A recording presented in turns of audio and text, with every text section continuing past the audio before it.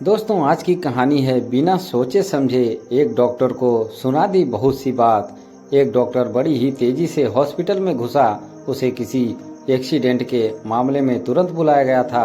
अंदर घुसते ही उसने देखा कि जिस लड़के का एक्सीडेंट हुआ है उसके परिजन बड़ी बेसब्री से उसका इंतजार कर रहे हैं। डॉक्टर को देखते ही लड़के का पिता बोला, आप लोग अपनी ड्यूटी ठीक से क्यों नहीं करते? आपने आने में इतनी देर क्यों लगा दी? अगर मेरे बेटे को कुछ हुआ होता तो इसके जिम्मेदार आप होंगे। डॉक्टर ने विनम्रता से कहा, आई एम सॉरी, मैं हॉस्पिटल में नहीं था और कॉल आने के बाद जितना तेजी से हो सका मैं यहाँ आया हूँ। कृपया आप लोग शांत हो जाइए ताकि मैं इलाज कर सकूं। शांत हो जाइए।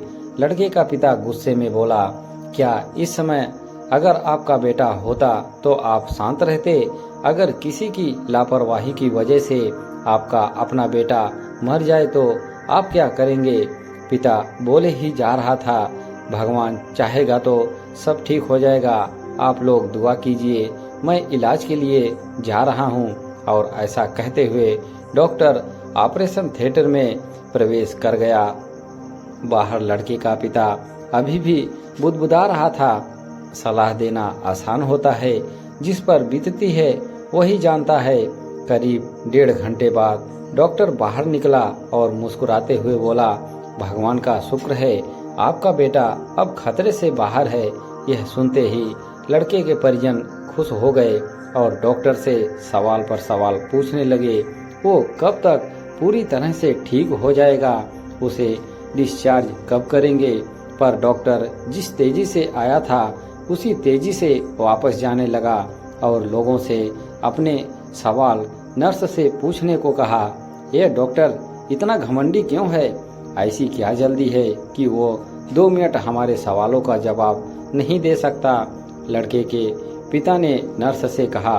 नर्स लगभग उदासी होती हुई बोली, आज सुबह डॉक्टर साहब के लड़के की एक भयानक एक्सीडेंट में मौत हो गई और जब हमने उन्हें फ़ोन किया था तब वे उसका अंतिम संस्कार करने जा रहे थे और बेचारे अब आपके बच्चे की जान बचाने के बाद अपने लाडले का अंतिम संस्कार करने के लिए वापस लौट रहे हैं। यह सुन लड़के के परिजन और पिता स्तब्ध रह गए और उन्हें अपनी गलती का एहसास हो गया।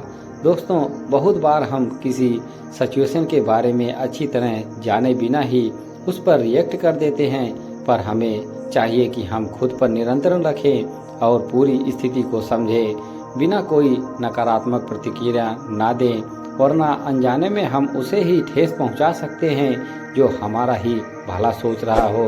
दोस्तों, ये छोटी सी कहानी आपको अच्छी लगी हो तो एक लाइक ज़रूर करें। धन्यवाद।